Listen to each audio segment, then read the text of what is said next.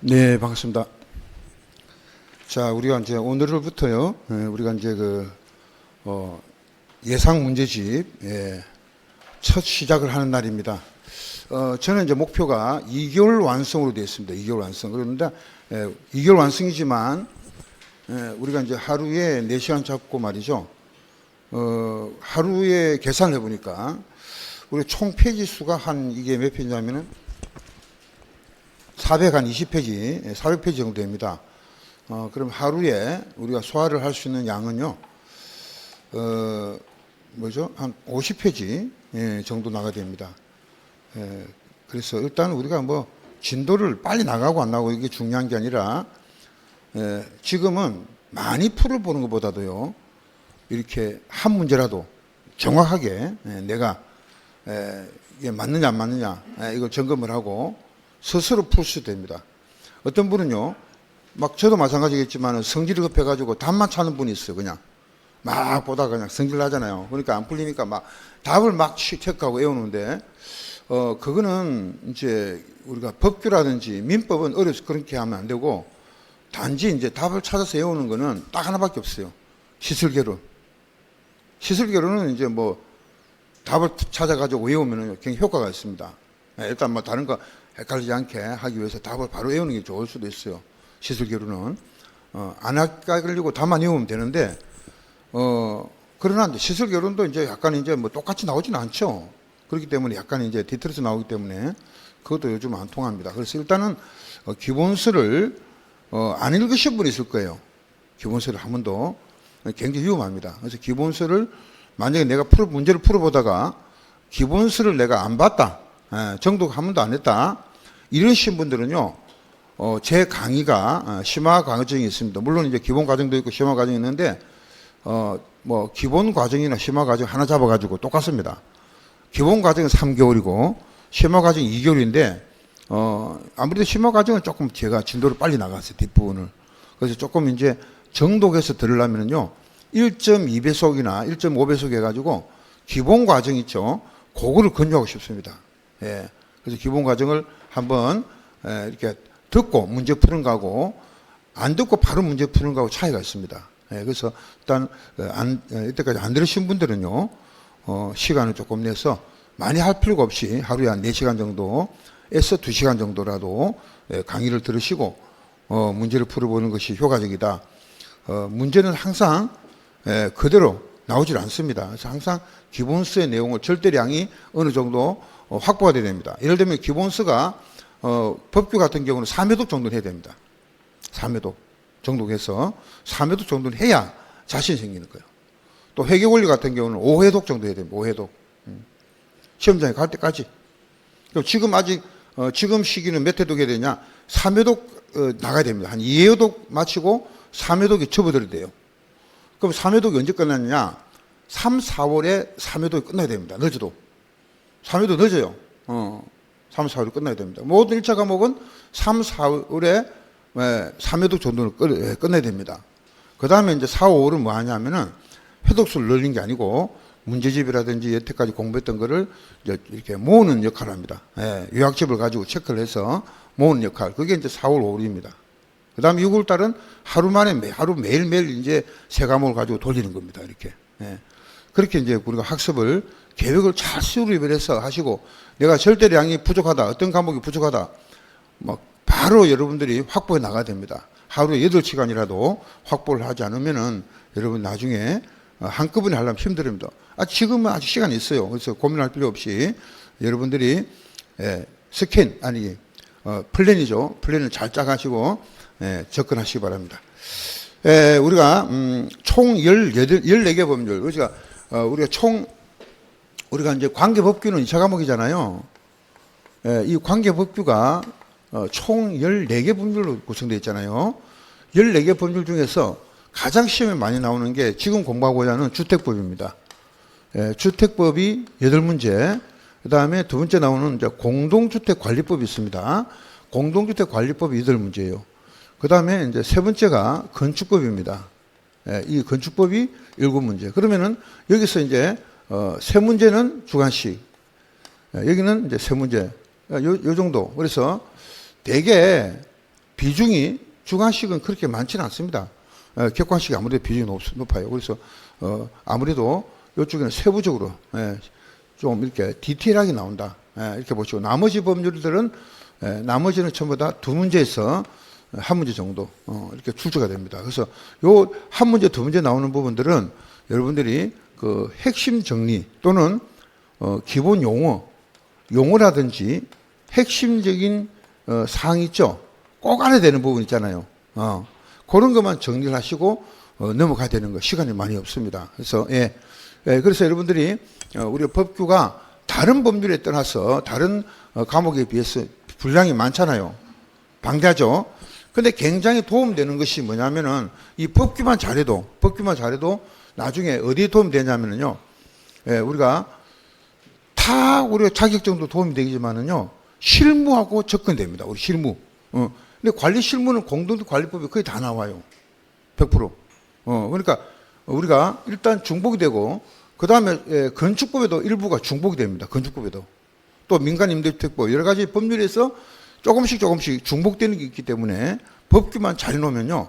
이거는 전략 과목이다. 적어도 작년에 우리가 69.4죠. 68.4, 8.7 정도 우리 접근했는데 올해는 저 평균 점수가 69점 정도를 예상을 하고 있습니다. 69점 정도. 조금 떨어져 봤죠. 67점이거든요. 1, 2점대인데. 그래서 여러분들 목표 점수가 얼마냐면은 항상 85점을 목표로 해야 된다. 왜 그러냐면은 작년에 관계법규 실무하고 합해가지고 68점이다 생각하시면 돼요. 평균 점수가. 커트라인이 68점이에요, 우리가. 그러니까 절대 과목인 1차 과목은 뭐 4조 가락 없이 6점 맞으면 되는데 우리는 목표 점수가 높아야 된다는 거예요. 그러니까 회독수를 늘려야 되고 85점이나 적어도 90점까지는 접근해야 된다. 왜 그러냐면은 실무가 실수가 많아요. 실무는. 계산 문제도 넣을 수도 있고 실무가 실수가 많단 말이죠. 그리고 특히 이제 1, 2차를 동시에 하신 분들은 유리한데 1, 2차, 2차만 하신 분 있잖아요. 기독권 가지고 작년에 2차만 하신 분들은 시설결론을 공부를 또 해야 됩니다. 별도로. 시설결론이 굉장히 어렵게 나오는 부분이 나오면은 실무에도 우리가 반영을 하기 때문에 1, 2차 하신 분이 유리합니다. 아무래도. 그러나 2차만 하신 분들은 꼭 뭐를 해라고요? 시설결론을 공부를 따로 해야 됩니다. 해서 우리가 실무를 접근하시기 바랍니다. 그래서 우리 법규는 이렇게 법률 공부를 할 때 내가 어떤 것을 집중적으로 또 공부를 하냐 요 세 개를 집중적으로 해야 된다는 거 꼭 명심을 하시고요. 나머지는 그렇게 뭐 한 문제 두 문제니까 그런 거는 핵심적인 사항만 암기하시면 됩니다. 자, 바로 1번부터 보겠습니다. 우리가 22페이지입니다. 그래서 우리가 오늘 공부는요. 제목은 이제 우리가 주택법부터 볼 거예요. 제1편에 주택법부터 봅니다. 문제 1번 보겠습니다. 공동주택에 해당하는 것을 모두 골라라. 이거죠. 우리가 이제 여러분도 아다시피 그 주택법에서 말하는 공동주택하고 그 다음에 뭐 다른 거 필요가 없어요. 건축법하고 비교를 많이 합니다. 건축법상에 우리가 공동주택하고 비교를 굉장히 많이 하죠. 그 주택법상의 공동주택은요. 세 개밖에 없습니다. 뭡니까? 아파트, 연립, 다세대입니다. 그런데 여기는 아파트, 연립, 다세대하고 뭐가 들어가죠? 기숙사가 들어갑니다. 그래서 연다. 문을 열죠. 드디어 문을 여네. 기숙사 문을 연다. 연다 기숙사 이렇게 암기했죠. 연다 기숙사 이렇게 암기했는데 주택법에는 기숙사가 없어요. 그렇다면은 아파트는 주택으로 서는 층수가 5개층 이상이죠. 연립은 연면적 그러니까 바닥 면적 합계가 660제곱미터 초가 됩니다. 초가고 4개층 이하죠. 다 같이 4개층 이하예요. 다세대는 660 이하입니다. 그래서 초가는 앞에 연립이니까 연립에 사시는 분들 어떻게 산다 그랬어요? 초연하게 산다. 그죠? 그럼 하나가 초면 하나는 이하입니다. 초연이다. 이렇게 암기를 했어요. 초연이다. 이렇게 암기를 했어요. 건축부상의 공동주택은요, 기숙사가 들어갑니다. 그러면 우리가 이 기숙사는 주택법에는 뭐냐? 주택이 아닌 건 뭐죠? 준주택이라는 거예요. 준주택. 그 준주택에 들어가는 거. 준주택이 뭐예요? 주택이 아닌 시설로서 주택에 준한다 이렇게 보시면 되겠죠. 그러나 우리가 이미 분명히 주택은 아니다는 거예요. 그 주택이 아니니까 뭐냐면은 오피스텔하고 오다가 녹이를 띈다. 화가 날 수도 있어요. 그죠? 오다가 녹이를 띈다. 화가 난다는 거예요. 다가 뭐냐면은 다중생활시설입니다. 이 다중생활시설은 옛날에 고시원입니다. 고시원. 아시겠죠? 그 다음에 노인복지주택입니다. 그래서 이거 조심해야 되는 게 노인복지시설하면 틀려요. 시설은 여러 가지 노유자 시설로서 넓은 개념인데 주택만 말하잖아요. 그죠? 예, 그 다음에 기숙사가 들어갑니다. 그래서 건축법에서는 기숙사가 공동택이지만 우리가 주택법에서는 기숙사가 준주택에 들어간다. 주택이 아닌 시설이라는 거죠. 주택이 아닌 시설입니다. 이거는 주택이 아닌 시설로서 다음에 시설 4개입니다. 그래서 오다가 녹이를 띈다. 이렇게 암기를 했습니다. 자, 그럼 1번에 우리가 골라보죠. 다가구는 단독이죠. 그 다음에 오피스텔은 방금 오다가 녹이를 띄니까 준주택. 연립은 공동. 기숙사는 준주택입니다. 그럼 준주택이 니은과 리을이고 다가구는 단독이죠. 그리고 마지막 남은 거 우리가 디귿이 연립입니다. 답은 바로 4번이죠. 4번. 모두 골라라 그랬는데 실제로 하나밖에 없죠. 이런 게 이제 요즘에 트렌드입니다. 트렌드. 모두 골라라. 하나밖에 없는 걸 요거죠. 자, 2번 갑니다. 용언대 틀린 것. 1번 주택이란 세대 구성원이 장기간 독립된 주거 생활을 영위할 수 있는 구조로 된 건축물의 전부 일부 부속 토지다. 그래서 항상 주택은요. 뭐가 포함된다? 부속 토지가 포함됩니다. 부속 토지가. 왜? 주택은 날아다닐 수가 없죠? 그래서 이제 지탱하고 있는 토지가 있어야 됩니다. 그 토지가 뭐라고요? 부속 토지입니다. 2번 민영주택이란 공공주택을 제외한 것이다. 아닙니다. 국민주택이죠. 국민주택을 제외한 주택을 말한다. 그래서 민영이란 거는 민간이 경영하는 겁니다. 그러나 우리가 민법은 법률 개념들은 항상 우리가 공공주택이 아니라 국민주택이 아닌 것. 국민주택이 아닌 게 다 뭐예요? 민영입니다. 바로 2번이 틀렸죠? 답이 되고 3번 다중은요. 다중하고 다가구 차이점이 뭐냐면은 여기서 이제 우리가 단독주택에 3가지가 있죠. 단독이 있고 그 다음에 다중이 있고요. 다가구가 있습니다. 이 다중과 다가구는 똑같이 3계층이에요. 주택으로 서는 층수가 3계층을 넘을 수가 없습니다. 그리고 바닥 면적의 합계도 660제곱미터 이하예요. 다 같이 이하입니다. 똑같아요. 다중과 다가구는 그 규모 면에서 똑같습니다. 근데 뭐가 다르냐면은 다중은 뭐가 없어요? 취사시설이 없다는 거죠. 취사시설이 없다. 요거 이제 특징입니다. 그럼 다가구는 똑같은데 뭐가 있어요? 취사시설이 있죠. 그리고 19세대 이하다. 19세대 이하입니다. 그리고 결론적으로 공동주택이 아니라는 거예요. 그래서 다가구는 분리 등기가 안 됩니다. 하나씩 더 분리 등기가 안 되죠. 그래서 3계층 주택으로 서는 층수가 3계층 이하로서 바닥 면적 합계는 660제곱미터 이하이고 취사시설이 있는 형태고 19세대 이하이고 공동주택이 아닌 것. 이게 다가구입니다. 근데 다중은요. 똑같은데 뭐가 없어요? 취사시설이 없다. 이게 특징입니다. 자, 그렇게 골라내시면 됩니다. 그러면 이제 우리가 2번에 말이죠. 2번에 지금 3번 보고 있는데 바닥 면적 합계 612한데 3계층 이하다. 그렇죠? 취사시설이 없다. 맞습니다. 4번에 다가구는요. 3계층 이하고 612하고 19세대 이하가 거주하는 단독이다. 정확히 나왔죠? 5번 공동주택의 주거적 면적은 외벽의 내부선이다. 우리가 있잖아요. 내부선이라는 게 뭐냐면요. 안목지수라는 말 하는데, 우리가 건축 면적을 따질 때는 외벽의 중심선입니다. 여기는 주거 전용 면적이죠. 그래서 공동주택의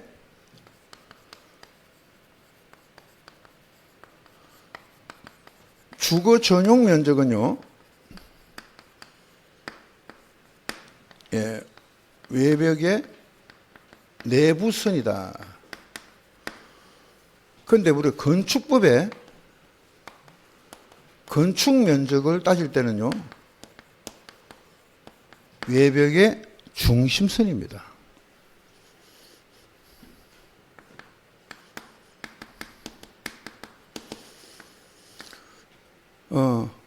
태양열 주택은 외벽의 내측 내력벽 중심선이죠. 예.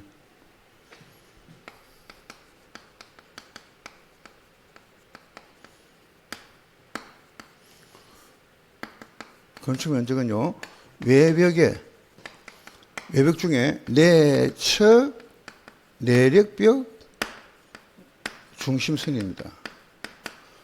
태양열 주택은 건축법에서 나오죠. 그래서 이게 하나 더 붙어요. 외벽 중에서 안에 있는 거, 내측 내력벽 중심선. 그러니까 아무런 말이 없을 때는 다 외벽의 중심선이잖아요. 여기 하나 더 들어간다. 안에 내측 내력벽 중심선입니다. 태양열 주택. 그런데 이제 보세요. 요거는 내부선이고 중선이죠. 그럼 만약에 건물이 이렇게 있을 때 인면도입니다. 예, 건축 면적은 가장 많이 튀어나온 부분을 칼로 자른 단면입니다. 이걸 잘라서 위에서 아래로 내려다보면은요, 수평 투영을 시키는 겁니다. 이런 식으로. 그죠? 그리고 잘랐으니까 두께가 있겠죠? 이런 식으로. 두께가 있겠죠? 예, 두께가 있습니다. 위에서 내려다보는 면적이니까. 자, 그럼 여기 이제 뭐가 되는 거예요, 여기가? 여기가 중심선이에요. 예, 여기 이제 건축 면적이 되고요. 요 안에 있는 게 내부선이죠? 예, 안목지수 내부선입니다. 이게 내부선이고, 요게 노란선이 중심선입니다. 요 빗금친 부분은 무슨 면적이 되는 거예요? 요 빗금친 부분은 무슨 부분? 공용 부분이 됩니다. 공용 부분 아시겠죠? 요 빗금친 부분은 공용 부분에 해당된다. 또 전용 면적이다 하면 안 돼요. 공용 부분에 포함을 시킵니다. 그래서 내부선과 중심선이 이렇게 달라질 수 있다는 거, 여러분들이 있잖아요. 우리가 항상 어떤 선 기준으로 해서 둘러싼 부분에 수평 투영 면적이 있냐. 다 수평 투영 면적이잖아요. 예. 그런데 뭐를 기준으로 하냐. 요거 우리가 세 가지밖에 없어요. 아시겠죠? 예. 어떤 수평, 위에서 내려다보면 면적이 수평 투영 면적인데, 예. 그거를 갖다가 시험에 낸다 그러면은 요거밖에 없어요. 우리가. 법규에서는. 그 이상 안 놉니다. 예. 고민 안 해도 돼요. 그냥 우리 시험에 잘 나오는 게 이제 요걸 살짝 바꿔버립니다. 주거 전용 면적은 외벽의 중심선이다. 이런 거. 무조건 틀렸죠. 예, 그런 거 조심해야 된다. 예, 이런 이야기입니다. 예, 이거는 이제 정확히 맞는 질문이고, 예, 그래서 답은 아까 2번이라 그랬고요. 3번 보겠습니다. 옳은 것은요, 장수명 주택이, 수명이 길 주택이죠. 그러면 수명이 길려면은 오랫동안 관리가 되면서 내구성을 가져야 돼. 내구성. 그죠? 그 다음에 쉽게 변경될 수 있는 가변성. 그 다음에 수리 용이성이죠. 그래서 장수명 주택은 제가 우리가 암기 방법이 내가 수리를 잘해야 된다. 내가 몸이 고장나잖아요. 내 혼자 스스로 수리를 할 수 있어야 된다는 거죠. 내가 수리된다. 내가 눈이 아프다. 바로 병원 가야 돼요. 비염이 있다. 바로 병원 가야 됩니다. 예, 제가 며칠 전에 병원에 갔더니 약간 비염이 있다고 해요. 비염이 있대요. 비염. 근데 이제 병원에 이야기하는 게 이 비염이 오랫동안 놔두면은요, 치매 된대, 치매. 비염이. 그래서 이렇게 겁나는 줄 몰랐어. 이게 병원에 한 번도 안 갔다가, 이때까지 병원에 안 가다가 종합 검진도 한 번도 안 받은 사람인데 병원에 딱 갔더니 비염인데 치매까지 나올 수 있다. 깜짝 놀랐어요. 와, 이게 병원 놔두면 안 되겠구나. 우리가 비염 다 가지고 있잖아요. 그죠? 예. 병원 가십시오. 치매 걸린답니다. 내가 수리를, 이렇게, 제처럼요. 내가 스스로 수리를 해야 돼. 그래, 오래 산다. 예. 그래서 내구성과 가변성과 수리 용이성이다. 그죠? 예. 내가 쉽게 고칠 수 된다. 예. 이게 우수하다. 예. 그럼 우수한 주택을 뭐라고 하죠? 예. 이걸 길장자 수명입니다. 예. 장수명 주택이라 하죠. 1번이 정확하죠? 예. 2번. 주공이나 지방공사가 건설하는 주택은 국민이다. 요것만 딱 가지고 보면은 여러분들 함정에 딱 속죠. 그죠? 요것만 딱 분석해봐요. 국민주택 맞죠? 뭐가 빠졌습니까? 뭐가 빠졌죠? 국민주택의 규모가 빠졌죠. 그러니까 무슨 말이냐면은 국가, 지자체, 주택공사, 지방공사가 건설한다. 그 다음에 재정과 국가나 지자체 재정과 주택도시기금, 국가나 지자체 재정과 주택도시기금을 가지고 건설하거나 개량한다. 여기까지만 하면은 국민주택이 아니에요. 반드시 뭐가 붙어야 돼요? 엔드 국민주택 규모가 들어가야 됩니다. 그게 뭐예요? 주거전용 면적 85가 반드시 붙죠. 85 이하죠. 근데 수도권이 아니면서 도시지역이 아닌 읍면지역은 얼마까지? 100이죠. 요거는 100이고 따로 이제 기억을 하는 거죠. 100 이하, 100까지 된다는 거죠. 근데 국민주택 규모는 수도권이 아니고 도시지역이 아닌 읍면지역은 100제곱미터 이하까지 되는데 주거전용 면적 85 이하죠. 요걸 뭐라고 부릅니까? 국민주택의 규모라고 한단 말이야. 그죠? 이걸 갖다가 국민주택의 규모라고 합니다. 요거를. 그러면 하나씩 갖다 붙어 봐요. 국지주지가 건설하면서 국민주택 규모의 주택을 뭐라고 하냐? 이게 국민주택인 거지. 그 다음에 재정과 기금을 가지고 건설되거나 개량되는 주택으로서 국민주택의 규모의 주택이죠. 그리고 국민주택 규모의 주택을 세부적으로 보니까 주거전용 면적이 얼마예요? 1호당, 1세대당, 그러니까 단독이든 공동이든 똑같아 이 말이에요. 1호나 1세대 규모가 주거전용 면적이 85제곱미터 이하인 주택이다. 그래서 이제 뭐가 빠졌다고요? 국민주택의 규모, 요게 살짝 빠진 거지, 지금. 그죠? 그럼 틀린 겁니다. 살짝 빠졌어요. 완벽한 지문이 아닙니다. 요게 빠졌다. 뭐가 빠졌다? 국민주택 규모의 주택이 빠진 거지. 되겠습니까? 2번 틀렸어요. 3번. 토지 임대부. 토지를 빌리는 조건으로 임대를 분양을 받는다. 좋아요. 그럼 토지를 빌렸으니까 나는 뭐 합니까?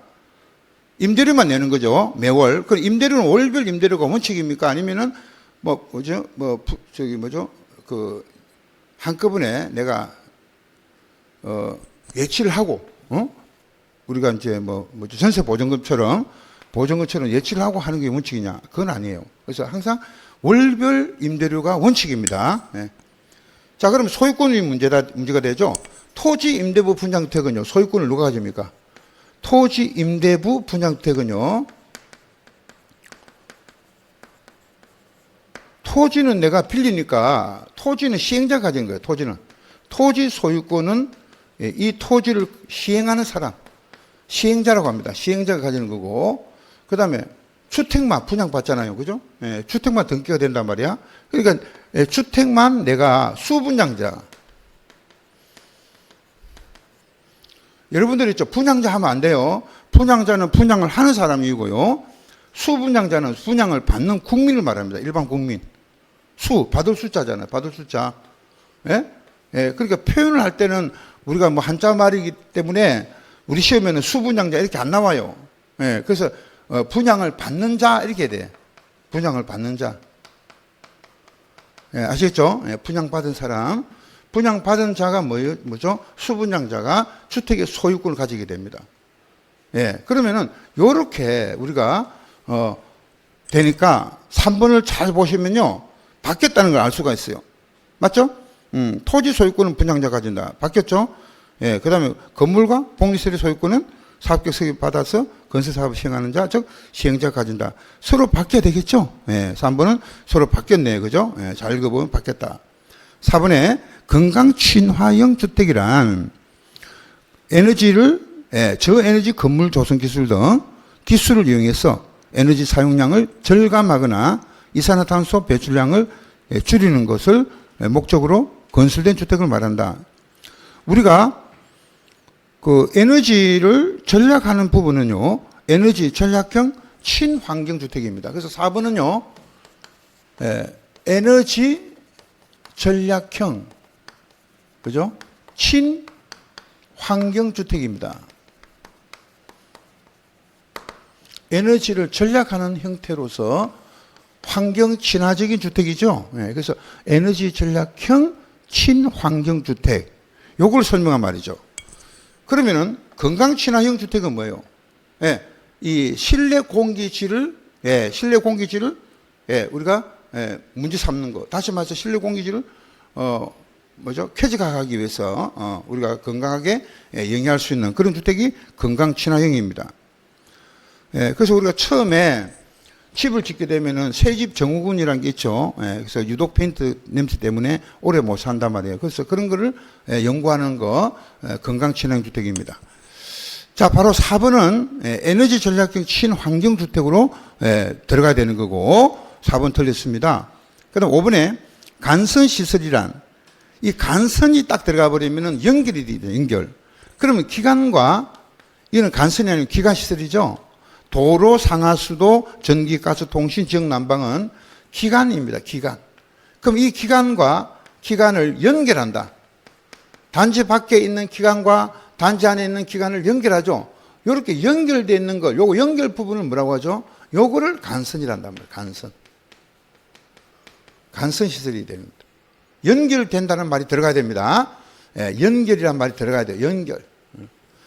단지 안에 있는 기관 시설과 단지 밖에 있는 기관 시설이 연결되어 있다. 연결된 건 뭐라고 하냐? 이걸 간선 시설이란다.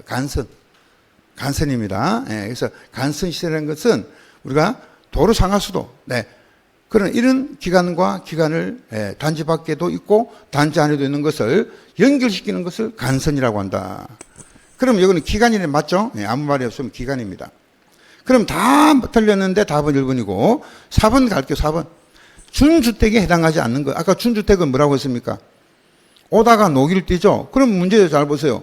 다 오다가 녹이 띈단 말이에요. 그죠? 맞잖아요. 맞는데 잘 살펴보면은 기억은 OPT를 맞는데 니은번에 다중이용 건축물이 아니라 다중이용 시설입니다. 그죠? 다중이용 건축물이 아니고 다중생활시설. 다가 같은데 요부터 틀렸죠. 중생활. 다중생활시설이죠. 다중이용 건축물은 건축법에서 나오죠. 그 다음에 노인복지주택이죠. 근데 여기 이제 밑에 보세요. 노유자 시설이 되어 있죠. 노유자 시설은요, 아동 관련, 사회복지 다 포함한 개념이기 때문에 노유자 시설하면 틀려요. 노인복지주택 나와야 됩니다. 그 다음에 기숙사는 맞죠? 그러면은 앉는 것을 골라라 했으니까 니은과 디귿이 답이 됩니다. 답은 3번이 되는 거죠. 이것처럼요, 정확하게 알지 못하면 암기만 단순히 한다. 그럼 이걸 살짝 바꾸는 겁니다. 이걸. 아시겠어요? 이런 식으로. 오다가 녹이를 띈다. 그래서 이제 이렇게 철글자를 따서 암기를 하신 분들은요, 이걸 다중이용 건축물 이런 식으로 이제 살짝 집어넣고, 요거는 노유자 시설 이런 식으로 살짝 바꿔 놓는단 말이죠. 그러면 내가 뒤는 보지도 않아. 오다가 녹이 띄는 맞네. 맞기는요. 자세히 잘 봐야 된다는 거죠. 자, 호락호락한 문제가 없습니다. 이제는. 자, 답은 몇 번이죠? 그래서 이제 답은 3번이고 5번 가겠습니다. 5번. 세대 구분형 공동주택은요, 두 가지가 있습니다. 하나는 뭐죠? 사업계획 승인을 받는 거, 규모가 큰 거고, 하나는 행위허가나 신고를 통해서 하는 거. 그렇죠? 이걸 이제 여러분들 이야기를 잘 안 해주는데, 세대 구분형이라는 거는요, 너무 땅의 평수가 이제 넓다 말이죠. 넓으니까 이걸 쪼개서 같이 전세를 좀 내자. 그런 취지입니다. 너무 큰 거는 만약에 여러분들 80평 정도 된다. 아파트가 몇 평요? 80평 정도 된다 그러면은 화장실 4개 정도 나옵니다. 화장실 4개라고. 또 이제 자전거 타고 가야 돼요. 복도가 넓어서 자전거 타고 가야 돼요. 농담 삼아서 이야기를 합니다만은 그 정도요. 80평 되면 굉장히 넓습니다. 유지비가 한 달에 유지비가 얼마 나올 것 같아요? 80만에 100만 넘게 나옵니다. 기본이 100입니다. 유지비만 해도. 그런 말 하잖아요. 어떤 분이 고급 세단 성룡차를 공짜로 준다 해도요, 유지가 안 돼요, 그거. 유지가 안 된다고. 한 달에 기름값이 문제가 아니고, 엔진 오일 갈잖아요. 엔진 오일이 벤츠 기준으로 보면은 80만, 100만 들어갑니다. 엔진 오일. 엔진 오일하고 휠트 있죠? 그거 가는데 80만 원 보통. 열쇠 하나 잊어버렸는데 83만 원. 열쇠 잊어버린 거. 열쇠잖아요, 그게. 열쇠 하나가 83만 원 하더라고. 공짜로 줘도 유지가 안 된다고 지금. 예. 한번 정비업소에 가면 또 자기들이 경영하는 정비업소에 들어가야 됩니다. 예. 그래서 거기서 딱 들어가면요. 한번 들어갔다 하면 벌써 뭐 견적이 100 이상 나와버립니다. 갖다 줘도 그냥 유지가 안 돼. 80평 유지가 안 돼요. 예. 그러니까 뭐 세대 구분형이라는 것은 땅의 평수가 넓으니까 이걸 쪼개서 임대를 좀 내자. 그런데 규모가 큰 게 뭐라고 했습니까, 제가? 그렇죠? 하나는 우리가 사업계획 승인 받아야 되는 게 있고, 사업계획 승인 받아서 하는 게 있고, 하나는 뭐죠? 허가나 신고를 안 했습니다. 허가나 신고. 그러니까 이것의 구분은 뭐냐면은 적어도 사업계획 승인 받는 거니까 30세대 이상을 말하는 거예요. 요거는 30세대 미만을 말합니다. 미만. 허가나 신고는요. 그럼 사업계획 승인 받는 게 규모가 크잖아요, 지금. 그죠? 이게 규모가 큰 겁니다. 예. 자, 그래서 가장 중요한 게 뭐냐면은 이거 각각의 세대 구분형, 각각의 구분된 공간이라 그러잖아요. 이 구분된 공간은 구분 등기 됩니까? 안 됩니다. 이것만 등기해달라. 80평이니까. 지금 아파트 자체가 구분 등기돼 있잖아요. 아파트 자체가 구분 등기됐는데 이거 또 다시 쪼개가지고, 예, 구분된 공간을 등기를 할 수 있냐? 못합니다. 예. 자, 그 다음에 제일 중요한 거 한 가지만 기억하세요. 요거는 욕부현이죠. 예, 구분된 공간마다 이거는 욕부구입니다. 욕부구가 되는 거죠. 자, 이거는 욕실, 부엌. 욕실과 부엌은 다 필수잖아요. 그죠? 욕실과 부엌은 필수인데 요거는 현관이 들어가잖아요. 현관. 그죠? 여기는 현관을 만들 수 있는 공간이 없어요. 구분 출입문만 있다. 구분 출입문. 요거죠, 요거. 예. 그 다음에 구분된 공간 총 세대수가 3분의 1. 예. 구분된 공간의 총 세대수가 3분의 1 초과하지 말아야 된다. 그런데 이거 허가 신고는요, 예, 동은 얼마? 3분의 1이에요. 3분의 1 초과 못해요. 그러니까 전체가 10분의 1이잖아요. 전체가 10분의 1을 초과하지 말아야 된다. 요거는 단순해요. 예. 그럼 요거는 이제 면적도 3분의 1을 초과하면 안 돼요. 면적. 이거 총 면적 있죠? 구분된 공간의 총 면적도 3분의 1. 면적이란 말이 나오면 아무튼 3분의 1 초과 못 해요. 그러면 세대수 면적 다 3분의 1 초과 못 하는데 얘는 예, 그런 말이 없습니다. 그 대신 이제 세대수 자체를 2세대 이하로 하겠다. 이런 식으로 이제, 예, 숫자하고 관련되는 거 나옵니다. 요것만 하시면 돼요. 요것만. 구별해서 보면은. 자, 문제 보겠습니다. 자, 5번에, 자, 사업계획 승인 받아 건설한다. 밑줄 쫙 해놓으세요. 사업계획 승인 받는 건 이거죠? 큰 걸 말하죠? 예, 욕부현 발언화됩니다. 욕부현. 그 별도의 구분된 공간마다 욕실, 부엌, 현관, 욕부현. 맞네. 두 번째, 예, 전체 호수를 넘지 말아야 된다. 2분의 1이 아니고 3분의 1입니다. 예, 3분의 1. 그 다음에 분리가 아니고 통합이죠. 우리가 연결문이나, 우리가 여기 연결문이나 경량구조로 된 문이 있어요. 그죠? 요거 연결문, 요거는 뭐 하기 위해서입니까? 여차하면 이걸 통합시킬 수도 있어요. 각 세대가 이걸 없애봐. 그냥 옛날대로 돌아가죠. 예. 통합이 목적인 겁니다. 분리가 목적이 아니고. 여차하면 통합을 할 수 있어야 된다. 원래 왜? 원래대로 돌아가는 게 목적입니까? 아니면은 계속 분리를 시켜야 되겠습니까? 원래대로 돌아가야 되겠죠. 원래 이 아파트 목적이 뭐예요? 80평을 사용하는 목적이잖아. 그것 때문에 지은 거잖아요. 그 때문에 내가 편리를 목적으로 분리를 하기 위해서 연결문이 필요한 거죠. 그럼 분리가 목적이 아니고 뭐예요? 통합이 목적이죠. 그래서 이제 디귿이 왜 틀리냐? 하나의 세대가 통합이 나중에는 원래 목적인 아파트를 설기 위해서는 통합이 되겠죠. 통합되려면 이걸 딴 데를 모아서 없앨 수도 있어야 된단 말이에요. 연결된 거를.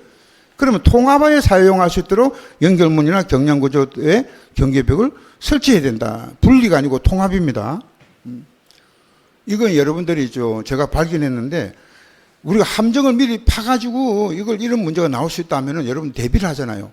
근데 문제 만드는 사람이 한 번도 생각 안 해서 이렇게 이런 문제가 나올 거라고, 그러면 바로 함정에 빠져버립니다. 여러분들이. 그래서 제가 문제를 만든 거는 여러분들이 이렇게 문제를 나올 수 있다 보는 겁니다. 그러면 디귿도 틀렸죠? 예, 니은 틀리고 디귿 틀리고. 리얼 보겠습니다. 리얼. 예, 구분된 공간 어쩌고 하면서 전체 전용 면적, 면적에다가 동그라미. 다른 거 필요가 없어. 면적이라는 말이 나오면은 무조건 얼마 초과 못해요? 3분의 1 초과하지 못한다. 면적 나오면요. 어쩌고 저쩌고 막 길게 나온단 말이야. 볼 필요가 없어요. 면적이라는 말이 나와도 3분의 1 초과 못하고, 또 세대수도, 전체 세대수도, 예, 3분의 1 초과 못합니다. 예, 그러니까 2분의 1을 넣으면 안 돼요. 3분의 1입니다. 그럼 다 맞는 거는 옳은 것을 골라라. 하나밖에 없어요. 답은 1번의 예, 기억입니다. 기억.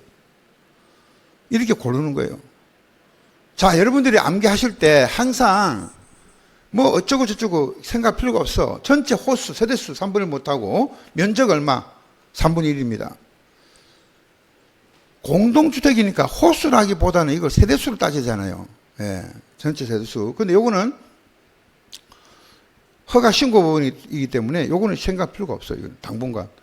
이게 제일 중요합니다. 이게. 그 다음에 6번 갑니다. 답은 아까 5번, 1번이고 6번 갈게요. 허가나 신고. 예, 허가 신고 요거죠. 요거죠.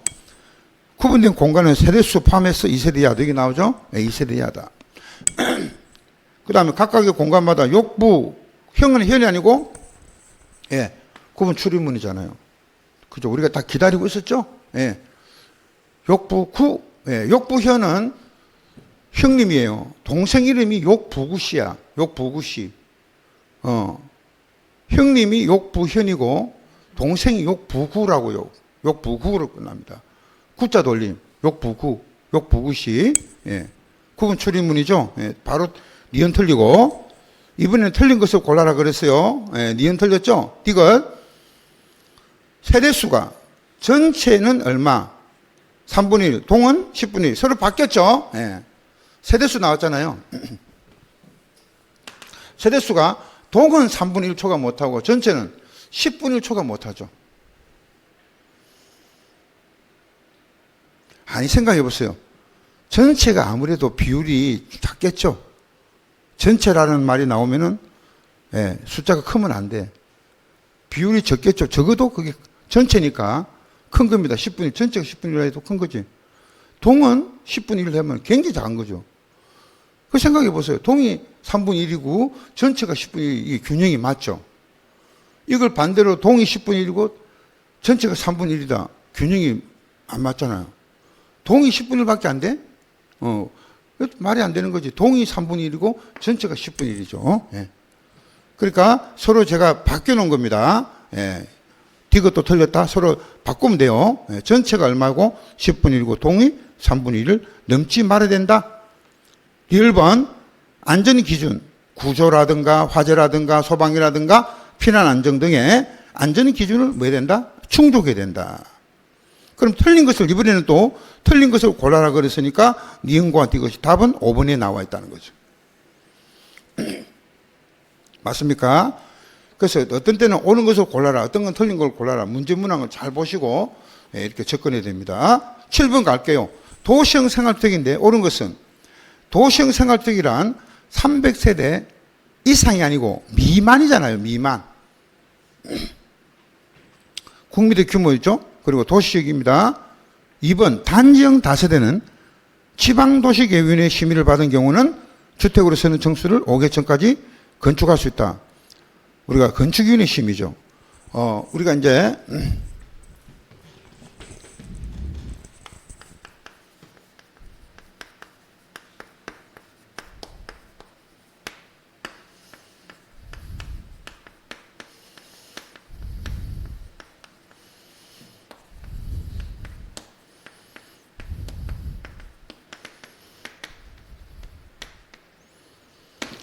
도시형이 이제 이렇게 바뀌었습니다. 도시형 생활주택은요, 종류가 세 가지입니다. 그 옛날에 이제 소형 주택 있잖아요. 소형 주택이 아파트형 주택으로 바뀐 거 아시죠? 예, 소형 주택이 바뀌었습니다. 그러면 옛날에 이제 소형 주택 하면 면적이 60이었잖아요. 근데 도시형 생활주택은 면적이 얼마냐면은 300세대 미만이잖아요. 300세대 미만의 이거는 도시 지역에서 건설이 되는 거고, 국민주택의 규모라 했잖아요. 국민 규모. 이거는 공동주택만 해당돼요. 단독은 없습니다. 예, 그러니까 어떤 분이 도시 생활 때는 단독도 있지 않습니까? 예, 없어요. 공동밖에 없습니다. 공동주택만 해당되는 거예요. 그러면 이제 우리가 도시 지역이고 국민 규모니까 여기서 이제 알 수가 있죠. 도시역이 아니면은 85초가 인정이 되는데 85밖에 인정 안 됩니다. 그래서 도시형 생활때가 면적 자체가 85를 초과할 수가 없습니다. 그런데 소형주택은 과거에 소형주택이 60까지만 제한되어 있었죠. 면적 제한이 없으신 거지 이제. 그래서 아파트형 주택은요, 이거는 규모가, 이거는 아파트 형태입니다. 아파트 이거 자체가 공동택이라도 아파트로 되어 있다. 예. 그런데 이 아파트형 주택이 아파트이지만은 뭐는 안 된다고요.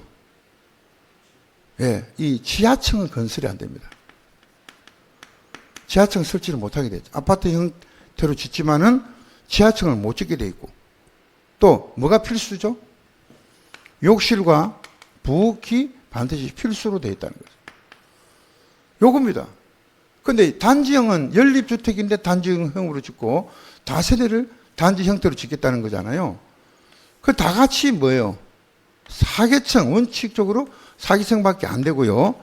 660제곱미터 이하입니다. 각각의 연립은, 660, 초가 되면 연립이고 다세대는 660 이하죠.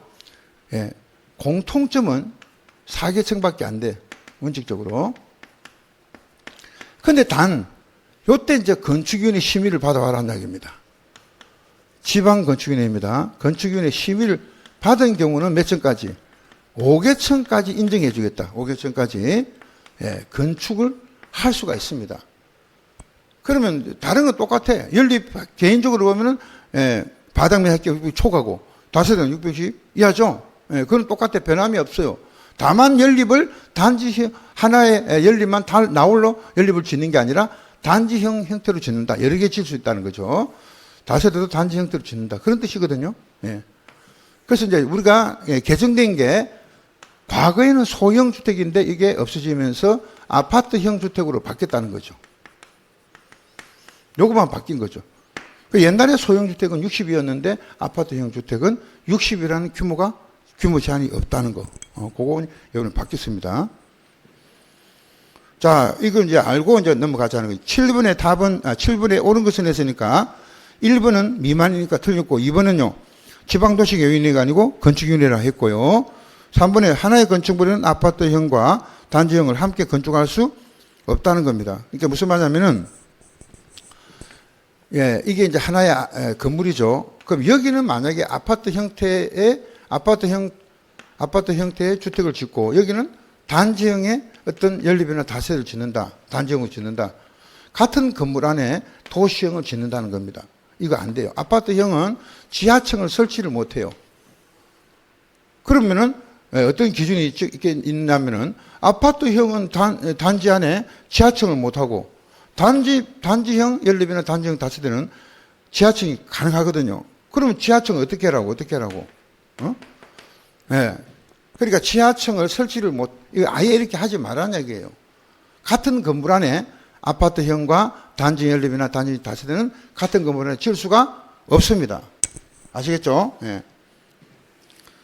할 수 없어요. 그 다음에 4번 아파트형 주택의 지하층에는 세대를 설치하지 않는다. 정확하게 맞죠? 4번이 정답. 상업지역에서 하나의 건물에서는 아파트형과 도시형 생활벽이 아닌 주택을 함께 건축할 수 없다 했는데, 우리가 이 아파트형은요, 예배 기준이 있어요. 그래서 다른 건 안 되는데 얘네들은 안 돼요.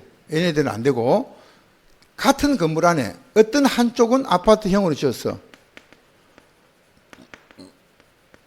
근데 우리가 이쪽은 이제 일반 주택이단 말이에요. 일반 주택. 그럼 일반 주택이 뭐예요? 85 초과를 말하죠. 85 초과. 85제곱미터 초과되는 주택을 짓는단 말이죠. 그런데 아무런 말이 없으면요, 이 일반 주택은 한 세대밖에 못 지어요. 한 세대밖에. 한 세대밖에 안 됩니다. 그러나, 예, 준주거 지역과 또 뭐요? 상업지역이 있죠. 상업지역. 예. 이 두 가지 지역에 대해서는 준주거 지역하고 용도 지역이 만약에 상업지역이다. 그러면 이게 한 세대 제한이 없어요. 자, 그러면 어떻게 됩니까?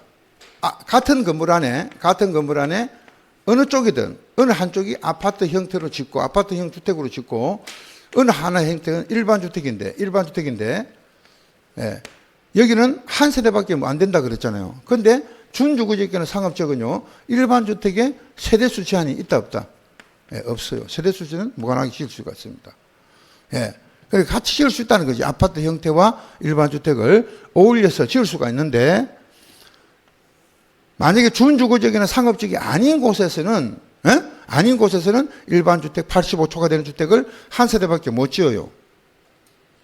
그럼 아예 단지형 연립이나 다세대는 아예 안 되는 겁니다. 예, 다른 거랑 같이 일반 주택하고 지을 수가 없어요. 아파트형은 더 두고 안 되겠지. 예. 그러나 아파트 형태는 주택은 옛날에 소형주택이잖아요. 요거는 예외적인 규정이 있단 말이죠. 그래서 이거는 일반 주택 한 세대밖에 못 짓는데 같은 건물 안에는, 그런데 준주거지역과 상업지역은 일반 주택에 세대수 제한을 두지 않는다 이 말이죠. 자, 그럼 다시 5번 봅니다. 상업지역 또는 준주거지역 하나 더 적어 넣어봐요. 그 옆에다 이렇게 해가지고 상업지역 해놨잖아요. 상업지역에다가 이렇게 줄을 그어서 준주거지역을 하나 더 적어 놓습니다. 그래서 준주거지역이나 상업지역에 하나의 건축물에는 아파트형 주택과 도시형이 아닌 주택을 함께 건축할 수 있다. 예, 아시겠죠? 예, 있다는 거죠. 도시형 생활주택이 아닌 주택이 뭐예요? 일반 주택이죠. 일반 주택이 뭡니까? 85제곱미터 초과되는 주택을 말한다. 초과. 그렇죠? 예, 같은 말이다. 도시형 생활주택이 아닌 주택이다. 이꼬르 일반 주택이다. 이꼬르 85제곱미터 초과되는 주택이다. 다 같은 말입니다. 다 같은 말인데 표현을 그렇게 한다고. 표현을. 그래서 도시형 생활주택이 아닌 주택, 그 다음에 일반 주택, 85제곱미터 초과되는 주택 똑같다 이 말이죠. 예. 그래서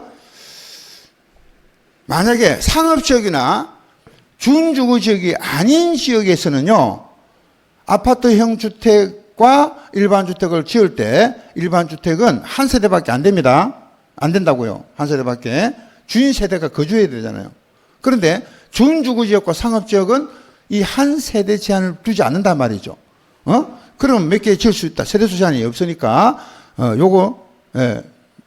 뭐지? 5개 짓고, 그 다음 요거는 아파트형 주택을 15개 짓고, 된다, 이 말이죠.